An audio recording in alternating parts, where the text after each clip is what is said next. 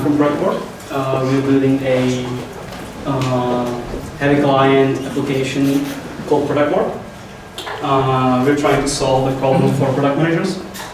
We're building an app that they go to every day, and we hope that we make their life easier.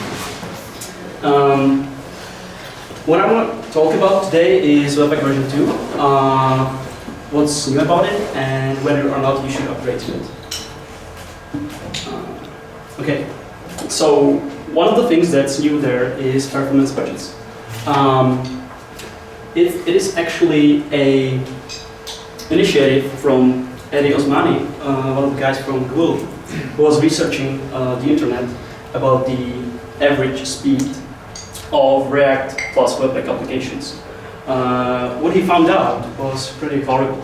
I mean, if you look at the average speed of loading an application, we go into seconds, and this is usually not what you want. I mean, there's a certain threshold that you need to get yourself in to not lose the user's attention. So when we're talking in seconds, you might actually use the customer. In some cases, you might lose the, like the transaction and at the end some money. So I think this is a pretty important topic that you should care about. And so does Eddie Osmani. I think you can check out the link yourself and see that this is a pretty big topic in the web community right now. And actually, Webpack version 2 is trying to help you with that. This is an example of what's actually happening when your script is being downloaded to the client. Is anybody familiar with what's this thing? Who's not? Great. So this is the main thread, right? And on web, you have one main thread where you handle all user interactions. So that means if you have anything that's running on that thread, it's blocking all the UI interactions. So anytime the user tries to do something, it cannot. It's not going to react. It's not going to do anything. It's not going to react. It's kind of ironic, but I mean, still. So here we can see like 2 seconds, the UI is basically frozen. And it's frozen because the bundle that you're downloading to the front end is too large.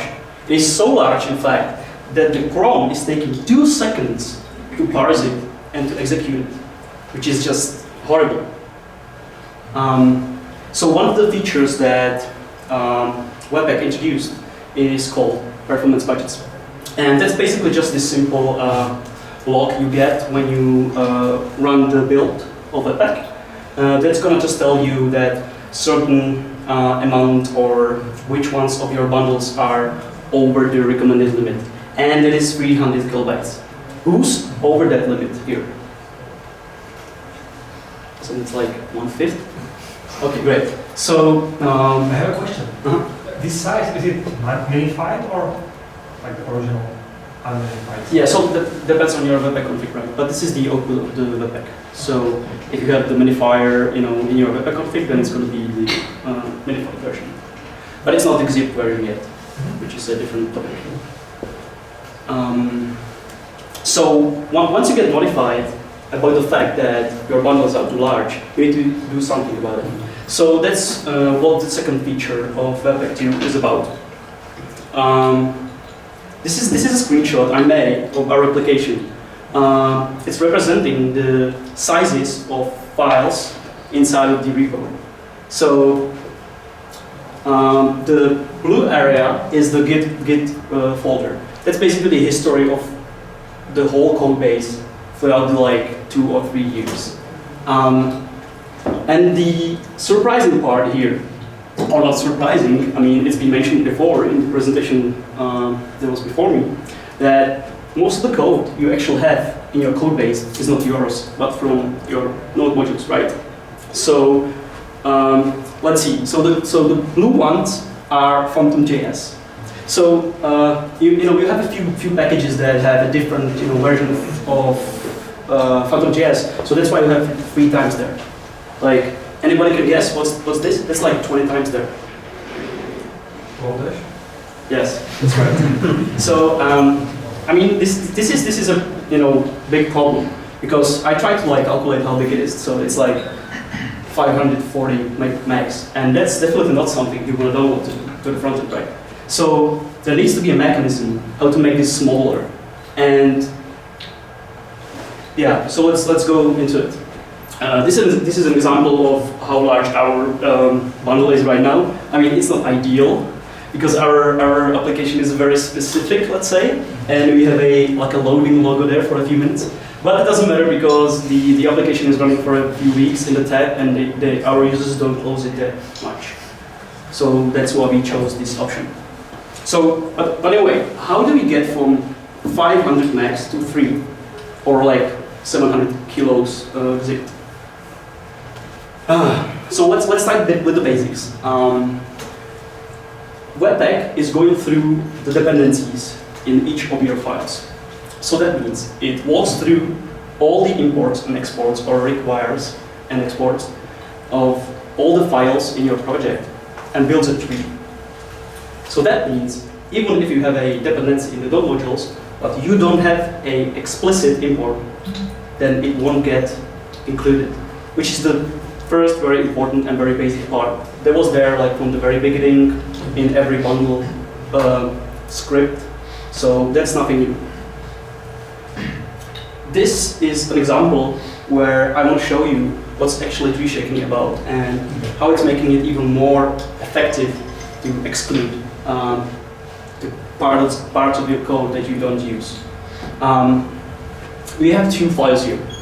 The file on the left is just a bunch of exports of functions, and the file on the right is importing this file but using only one of the functions. So you would expect that in production you won't get the function that isn't called in the production bundle. But actually nowadays you do, because simply the minification script that you're running cannot tell if the function bar is not used or not. But nowadays it is possible with Webpack 2 because of tree shaking. And the way it works is in two steps. The first step is this is the example without tree shaking. So you can see both the functions there. The exports are both there. But on the right, you can see the example with tree shaking. And the major difference there is that you export only the full function, because Webpack, as it goes through all your files, it knows that it is not being imported anywhere. So that's why he's going to leave out the export of bar. But then, obviously, you run it through minification, and you get to the final code, which basically just removes the bar, because it's not being exported. And as I said, the minification script wouldn't know otherwise, because the export would be still there. How do you get this feature? I mean, this is a nice summary of how you can configure it, and it's going to just work. But what I like to talk about it in more detail. Why do you need this? Nowadays, there's a lot of tools that you can use inside of your tooling, inside of your dev stack. You can combine Webpack with Babel and Gal and all this nice crazy stuff. But the problem here is that you should think about what you're actually combining and which features are combining, because a lot of those scripts are basically overriding each other's features. So if we look at Babel and Webpack, there's a new situation here, because Webpack 2 is supporting import and export statements natively, which means if you using Babel in combination with Webpack, you will get a problem, because Babel will be eating all your import and exports, and he will be rewriting them into requires, which then means that Webpack doesn't know it's a static import or export and won't remove it in the compilation phase. Did I explain it well? Is there anybody who's not sure what I'm talking about? Okay, great. So what do you actually need to do if you want to migrate to version 2? There's a new documentation that's actually one of the most amazing features of version 2. You have actually a documentation, and you can check it out at this link. This is the exact link for the migration guide, where you can see all the changes or the backwards incompatible, even the compatible ones, and you can go through it. There's a lot of There's a lot of helpful information. They explain you all the concepts inside of Webpack. How does it work? What are the names about? Like stuff like that. There's a few examples that I took from the migration guide. One of the changes is the new syntax for loaders, which are being actually renamed to rules. I don't know why, but it's just that. We just need to change it. It's just a simple syntax change, actually. The configuration is being simplified overall, so now you don't have a problem specifying some options even through the CLI interface, stuff like that. Some plugins are moved to the core, for example, the did you plugin and the order plugin, which is like something that you would expect to be like included by default. So it is now. And also there's a support for post code splitting when you're using import function. This is a great example from the documentation that just shows you in the patch format what you actually should change in your configuration. So it's pretty, verbose. You can just follow it and there's going to be no problem. Actually, there might be some problems. And the biggest problems are usually plugins that you use inside of the configuration. So that means before you even start, I would recommend going through your configuration, figuring out which plugins do you use, going through the GitHub repos, checking out the issues, checking out the pull requests, and check it out if they are already compatible with Webpack or not, Webpack version 2 or not. These are examples of, fortunate examples of plugins that are not yet supporting Webpack 2. The first one is my favorite. That is a performance optimization for building. Has anybody heard about HappyPack? Who didn't? Okay, so I'll just explain it. So HappyPack is basically just a cache for building. So that means every time you do a production build, HappyPack is gonna keep a portion of the intermediate build files somewhere in your file system. Which means next time you go through the build, it's going to look in the cache, look for the parts of the cache that are not yet invalidated, and it's going to use it. So it's also helpful for CI builds, because your CI builds will get much faster. You're going to save money and time. Stylus loader is just a stylus loader, and it's still not support. Still doesn't support Webpack version 2, which is also unfortunate because stylus is my favorite syntax. Yeah, I have a few tips here. What you should check out. Did anybody see this before? Who did not? Okay, that's a weird. So what about these guys who didn't raise their hand? So is it like you don't know, or because okay, never mind. I'm gonna explain what is it about. Nowadays we got browsers that support ES6 100%, which means that you don't actually have to use Babel for everything, right? When we started using Webpack, and when Webpack was coming, or when Babel actually came, we were like playing with IE and all those old browsers, and we need to solve the problem of how we're going to build the code that's going to run in a few years, but still support the old browsers. But nowadays, this is not not big of a problem anymore, because people are slowly moving to newer browsers, and newer browsers support more and more stuff. Which also means you should look at your configuration again and review if you're still not compiling something that you don't have to. So this is a nice example of a plugin that's going to help you differentiate which plugins you should use in different environments. So, for example, who's not using Chrome in development? Nobody. So, nice example of a configuration will be don't transpile at all for development, and you're going to save time and money. This is actually a screenshot from the GitHub repo of the Babel-env preset. In order to give you the right configuration for any browser you specify, they're basically maintaining a table similar to can I use, and that's how they're able to tell you which kind of plugins you should use in order to support the browser you want. Yeah. Another nice project. This is basically going to generate what I showed you before, just a nice walkthrough of your dependencies. It's just some cool stuff I wanted to show you.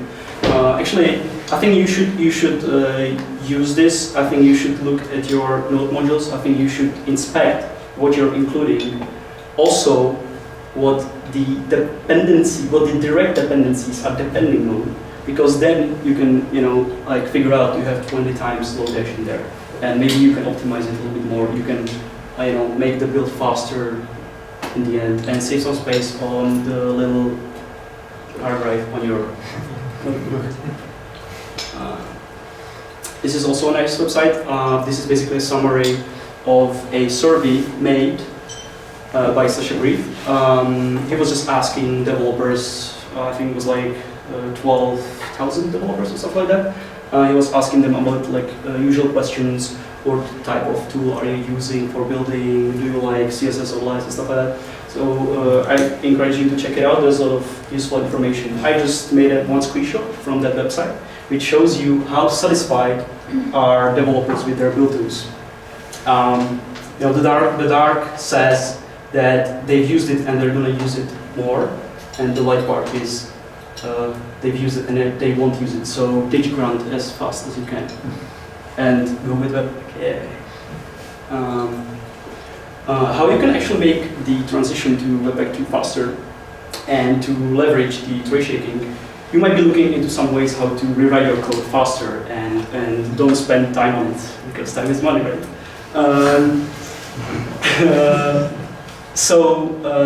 Is anybody here familiar with code modes? Who's not? Again, there's like this middle. Okay, never mind. But it's like half and half. So this is going to help you basically rewrite all your requires into imports and exports. Obviously, you shouldn't just blindly commit it. You should always look at what the code mode is doing underneath, and you should look at the results, review it, and then merge it. But it's going to help you, save something. I think that's all from me, and I hope you enjoyed it. Okay.